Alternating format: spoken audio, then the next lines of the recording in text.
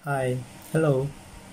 Isang magandang umaga, magandang tanghali, magandang hapon, magandang gabi na sa inyong lahat.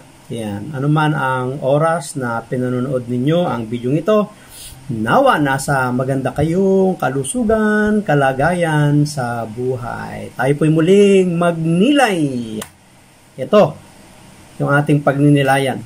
Tandaan mo ito. Ano na naman yun, Brad, natatandaan ko. Basta tandaan mo ito. Dinirinig ka ng Diyos. Dinirinig tayo ng Diyos. Iba yung naririnig sa dinirinig. Tatandaan mo yan. Tatandaan natin. Dinirinig tayo ng Diyos sa lahat ng ating mga pagsamo, paghibik, paghingi sa Kanya. At wag mo yung pag-alin-langanan. At bago yan, gusto ko munang basahin sa inyo ang aklat ng awit or Psalms chapter 116 verse 1 to 7. At ganito yung sinasabi. Mahal ko ang Panginoon pagkat ako'y dinirinig.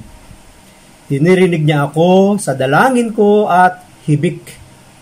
Ako'y kanyang dinirinig tuwing ako'y tumatawag.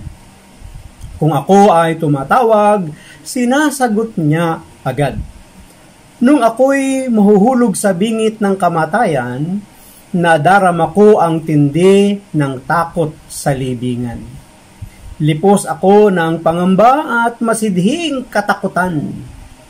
Sa ganoong kalagayan, si Yahweh ang tinawag ko. At ako ay nagsumamo na iligtas niya ako. Mabuti ang Panginoon, siya'y mahabaging Diyos. Tunay siyang mahabagin at mapagpahinuhod. Si Yahweh ang nag-iingat sa wala ng sumaklolo. Yan, tandaan natin yan. Nung ako'y manganib, iniligtas niya ako. Manalig ka o puso ko sa Diyos ka magtiwala, pagkat siya ay mabuti, di marunong magpabaya. Pagpalain po ng Diyos ang pagkabasa ng kanyang salita. Ito ay isinulat at naka-attribute para kay kanino ba? King David, no? Maaaring ito ay siya mismo ang nakaranas, maaaring nakita niya ito na karanasan ng iba at nakita niya rin yung ipinagkaiba ng taong sa Diyos tumatawag, sa Diyos nagtitiwala, sa Diyos umaasa at sa Diyos ay dumadalangin sa hirap na kalagayan. Kaya ang tanong ngayon ay ito. Ikaw ba ay nasa sitwasyon na nahihirapan? Hindi mo na alam kung sino ang iyong hihingian ng tulong? Hindi mo alam kung sino ang iyong lalapitan para mapagaan ang lahat ng iyong suliranin, pagsubok, problema sa buhay. Mayroon kang nilapitan, subalit limitado yung kanilang kakayahan para ibigay yung tulong sa iyo. Meron ka din namang nilapitan na tinulungan ka pero mayroong kasunod na panunumbat. Yan. O kaya ay, anong tawag doon? Mayroong kang kompromiso na dapat ding gawin sa kanila. Or maaari namang may hiningian ka ng tulong, ngunit nakarinig ka ng masakit na salita, hindi ka naman tinulungan. So hard. Masakit yan. No? So pag-usapan natin ngayon yung pagdinig ng Diyos. Dinirinig tayo ng Diyos. Tatandaan natin. Dinirinig ng Diyos ang panalangin ng mga taong tumatawag sa Kanya ayon sa ating pagbasa. Kaya nga, sabi ni David, King David, ay minamahal niya ang Panginoon. Bakit? Kasi dinirinig ng Diyos ang kanyang dalangin. So, paano ba tayo dinirinig ng Diyos? Siyempre, sa pamamagitan ng pananalangin. Na ako'y bata pa, ang pagkakaintindi ko sa panalangin ay palaging paghingi. Ang isa daw ng kahulugan at synonym ng prayer ay asking or paghingi. Pag kailangan mo ng pinansyal, kailangan mo ng kagalingan o anumang bagay na hindi kayang ibigay ng tao, sa Diyos mo yan inihihingi. Ang tawag diyan ay asking. Pero hindi po nagtatapos ang prayer sa paghingi or yung asking. Meron pong karugtong na kasing kahulugan yan. Ano ang kasing kahulugan pa ng prayer? Maliban sa asking, ang isa pang kahulugan niyan ay communicating, pakikipag-usap. Kasi ang pakikipag-usap sa Diyos ay hindi ikaw lang ang nagsasalita. Dapat may panahon din na tayo ay nakikinig sapagkat ang Diyos din ay nagsasalita sa atin. Kaya nga dapat daw yan ay dialogue. Mayroong pag-uusap yan. Kapag nagsasalita ang Diyos, dapat nakikinig tayo. At kapag ang Diyos naman ang makikinig, tayo naman ang magsasalita. Parang give and take lang yan. Bigayan. So, communicating, pakikipag-usap. At ang ikatlong kasing kahulugan ng prayer ay, hulaan nyo.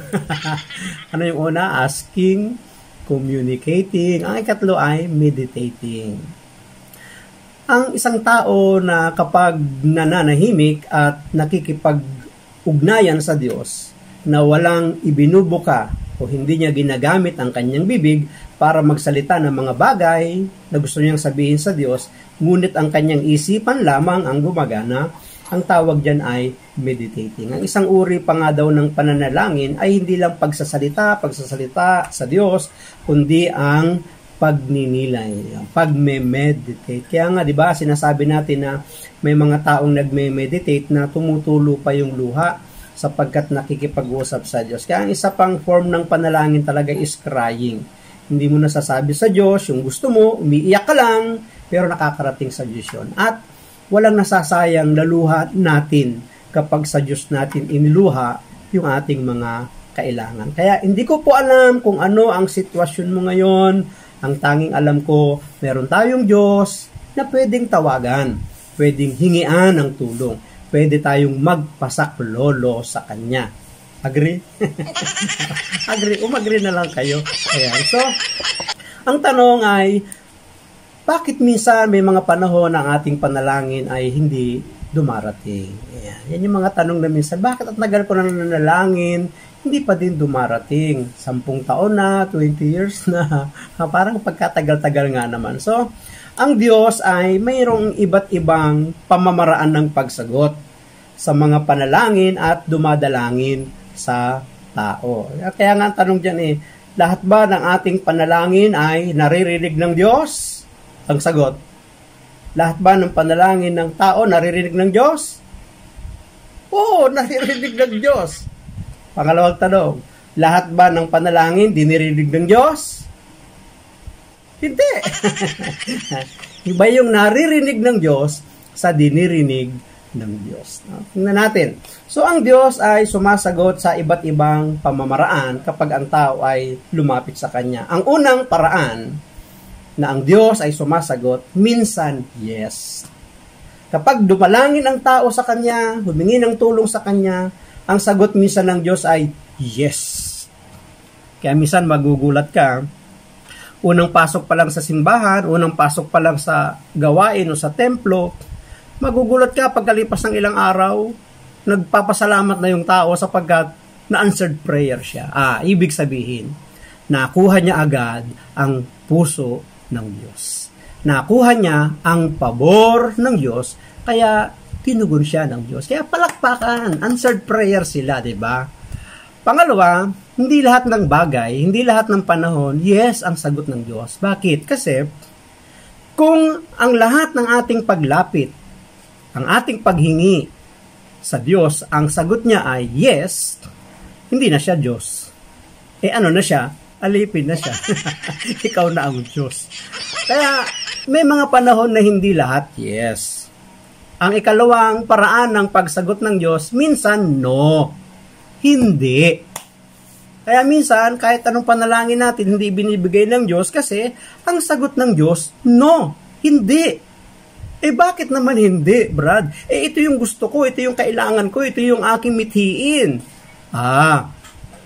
Ang reason maaari kung bakit hindi ibinibigay ng Diyos sapagkat dahil baka pag ibinigay niya yan sa'yo, yan pa ang maging dahilan ng kapahamakan natin. Baka kapag ibinigay ng Diyos ito sa atin, ito pa ang maging instrumento ng ating malaking kapahamakan o problema sa buhay. Limbawa, isa kang magulang, ang anak mo nasa elementary grade. Ang sabi sa'yo, dahil matalino naman siya, Ma, Pa, bilhan mo naman ako ng iPad. Aba, magkano ba ang iPad? iPhone, ha? Magkano ba ang halaga niyan? Nasa elementary pa yung anak mo. Uso pa nun yung face-to-face. Maliban ngayon na online, pwede mo siyang ibigay. Halimbawa, face-to-face ang pag-aaral noon. Ibibigay mo ba sa elementary grade na anak mo yung kanyang hinihingi na iPhone or iPad na alam mong mamahalin ito? Baka mag-isip ka muna, hindi ko to ibibigay. Kahit sabihin niyang sa bahay lang niya gagamitin. Kasi baka matukso siya na dalhin niya sa kanyang school. At kapag ito'y nakita ng malalaki pa sa kanya, ay baka agawin lang sa kanya. At kapag hindi niya ibigay, saktan lang siya. Baka ito pa maging dahilan ng malaki niyang problema. Kaya anong gagawin ng magulang? Hindi mo ibibigay. Bakit? Kasi baka yun pa ang maging dahilan ng isang malaking problema para sa iyong anak. Diba? Meron nga ako naalala isang kwento Isang apo Diba? Minamahal niya. Mahal na mahal ng lola itong kanyang apo sapagkat kauna-unahang apo. At kaya naman niya mahal na mahal yung kanyang apo kasi kamukha niya. Kaya pala mahal na mahal. So, lahat ng hinihingi, lahat ng gusto ng kanyang apo binibigay. Isang araw, sinama niya sa grocery. Pagdating sa grocery, yung apo talagang may hinahanap, lahat ng gondola doon sa grocery. Inikot niya hanggang sa matagpuan niya yung kanyang hinahanap. Yung gondola na kung saan nakahilera yung mga masasarap na tsokolate. So, nung makita yun ng apo, sabi ng apo, Lola, come. Buy me this, bilan mo ko nito, I like chocolate. I love chocolate. Sabi ng lola, no! Balik mo yan. Hindi makapaniwala yung apo. Alam niyang mahal na mahal siya ng kanyang lola. Lahat ng gusto niya, ibinibigay sa kanya. Pagkatapos ngayon, ito chocolate lang. Hindi ibibigay sa kanya. Hurt ang kanyang feeling. Umaagos yung luha.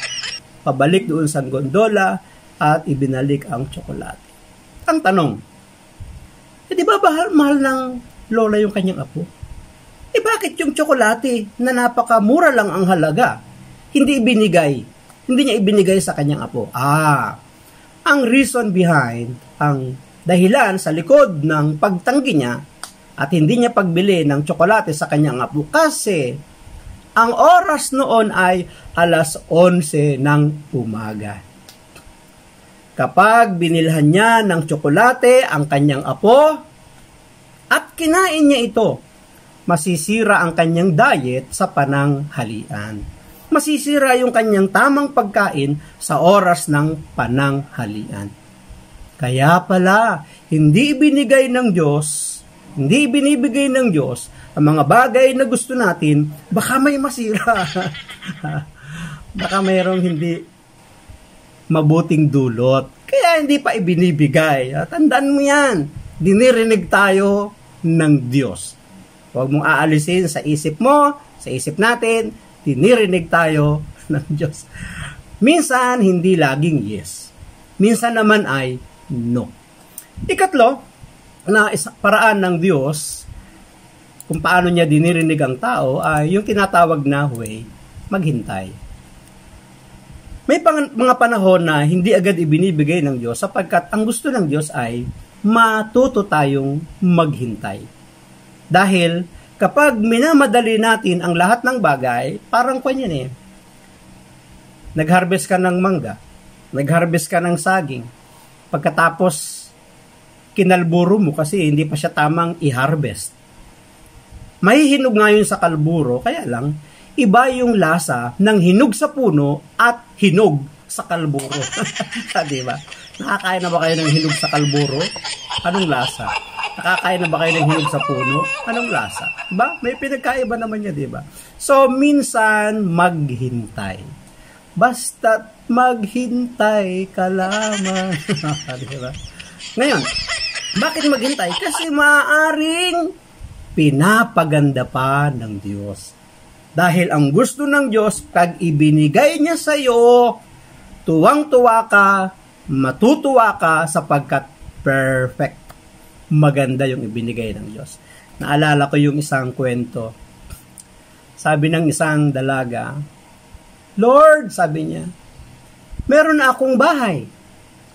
Meron na akong kotse. May mga appliances na ako. May mamahalin na rin akong gadget. Mamahaling cellphone. Lord, isa na lang ang kulang. Lagi niya pinipre-request yun. Pag nagsisimba siya, Lord, isa na lang ang kulang. Alam niyo kung ano ang kulang? May bahay na. May kotse na. May mga appliances na. May mga gadget na siya. May mga personal gadget siya. Alam niyo kung ano ang kulang? Sagot. Hindi boyfriend, hindi asawa, aparador. Ayan. So, Lunes, Martes, Merkules, Huwebes, Biyernes, Sabado, kapag siya nagsisimba, ang lagi niyang hinihingi, Lord, pahinging aparador. Araw ng Linggo, may pumaradang truck sa bahay nila. Dinidiskarga ang plywood, kahoy na 2x2, salamin, pako, barnis. Sabi ng babae, sabi ng dalaga, Lord naman, bakit yan ang ibinigay mo? Ang hinihingi ko sa iyo, Lord, aparador. Bakit ang ipinadala mo? Plywood, kahoy, lawanit, salamin, pako, martilyo, lagari, barnis. Sumagot ang Diyos sa kanya, anak, ang kulit-kulit mo kasi. Ginagawa ko pa lang, hinihingi mo na. O yan, ikaw na ang gumawa ng aparador mo. Kaya nga sabi, maghintay. Sapagkat ang gusto ng Diyos, ibigay niya sa atin, perfect. Yung magpapasalamat ka at sasabihin mo, thank you Lord, salamat sa iyong ibinigay na sagot sa aking panalangin. Tandaan po natin, dinirinig ng Diyos ang ating panalangin. Ikatlo yun. Kaapat, una, meron sinasabing yes. Pangalawa, no. Pangatlo, we. May pang-apat. Ano yung pang-apat? Ang pang-apat ay yung sinasabing ang gawin mo ito. In English, do it. O kaya pala minsan, may mga panalangin pa tayong hindi dumarating, hinihingi sa ating Diyos, dahil may nakakalimutan tayo. Ano yun? Gawin yung kanyang ipinapagawa. Ganun ba yun? Meron pa siyang ipinapagawa? Mayroon. Kaya lang minsan hindi natin alam na dapat nating malaman na ipinapagawa. Tinanin. Sabi sa Mark 11:24, sa Ebanghelyo ni San Marcos 11:24, kaya't sinasabi ko sa inyo, anuman ang hingin ninyo sa panalangin, manalig kayong natanggap na ninyo iyon at matatanggap nga ninyo. Verse 25, kapag kayo'y mananalangin, patawarin muna ninyo ang nagkasala sa inyo upang ipatawad din naman sa inyo ng inyong amang nasa langit ang inyong pagkakasala. Kaya pala, kahit anong panalangin natin sa Diyos, kahit anong paniniwala natin at pananalig sa Kanya, na ibibigay ng Diyos ito sa atin, ngunit may nakalimutan kang gawin na ipinapagawa niya, hindi ba darating yung kasagutan? Bakit? Ano ba yung pinapagawa? Malinaw sabi sa verse 25 patawarin muna ninyo ang nagkasala sa inyo. Amen. Agree? Hala? Ganun ba yun? Ganun nga yun. Kaya, ano pang hinihintay mo? Di patawarin mo na para pag panalangin mo kay Lord, pag hingi mo ng tulong sa Kanya, pag hibik mo sa Kanya, pag iyak mo sa Kanya, bibigay ng Diyos. Kasi nagawa mo yung ipinapagawa sa iyo ng Diyos. Parang magulang yan eh. Kapag ang mga anak ay sumusunod, tumutupad, nagagawa yung utos ng kanilang mga magulang. Pag natuwa yung magulang, dahil nasunod ng bata, nung kanyang anak, yung kanyang pinagawa, lihim nga na niriregaluhan ito eh. Lihim nga ginagantimpalaan ng magulang yung kanyang anak eh. bilang kapalit nung pagsunod nung bata sa kanyang ipinagawa. Ganon din ang Diyos. May pinapagawa. Gawin natin. Sige na. Kaya na. Huwag na bukas. Kaya naaantala yung ating mga panalangin. Kasi hindi natin nagagawa yung mga bagay na gustong ipagawa ng Panginoon. Kaya tatandaan natin palagi, 4 ang paraan ng pagsagot ng Diyos. Minsan yes, minsan no, minsan wait, minsan do it. Ano pa yung mga pinapagawa? Dami. Hindi ko na po maisa-isa sa video ito kasi sa mga susunod na ng video natin tatalakayin yung mga bagay na yan. So, huwag tayong magsasawang tumawag sa Kanya. Kung nahihirapan tayo, hindi na natin alam ang ating gagawin, nilapitan na natin lahat ng taong gusto nating nasa isip natin makakatulong sa atin, pero hindi tayo nasaklolohan, hindi tayo natulungan. Meron tayong Diyos na pwedeng iasat, ilapit, idulog sa Kanya ang lahat ng bagay. Bakit? Sapagkat ang hindi natin kaya, kayang-kaya ng Diyos para sa atin. Naalala ko yung isang kwento. Dami ko ng kwento. Merong isang bata na pinapanood ng kanyang ama. Na yung bata may binubuhat ng isang mabigat na bagay. Nakikita nung ama na nahihirapan yung kanyang anak. Pero sa malayo, sinigawan niya, "Anak, sige, kaya mo yan, malaki ka na. Malaki ka na, kaya mo yan, buhatin mo." Sabi ng bata, "Tay, ang bigat, di ko kaya."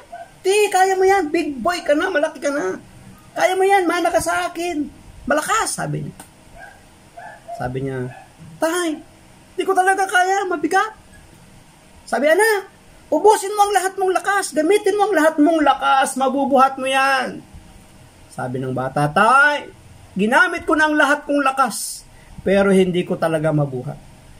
Sabi ng ama na pakontrang sinabi, Hindi totoo na ginamit mo na ang lahat mong lakas, sapagkat hanggang ngayon, hindi mo pa hinihingi ang tulong ng iyong tatay. Sapagkat ang iyong huling lakas ay hingiin ang tulong ng iyong tatay. Mga kapatid, mga nanonood sa video ito, ang huling lakas natin humingi ng saklolo sa ating Ama na nasa langit.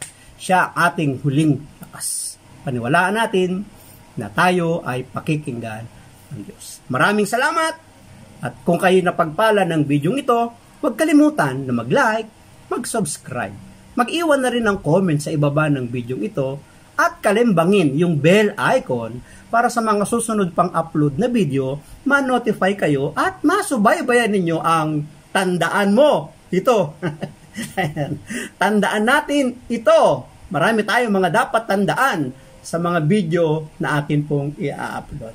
Maraming salamat and God bless us all.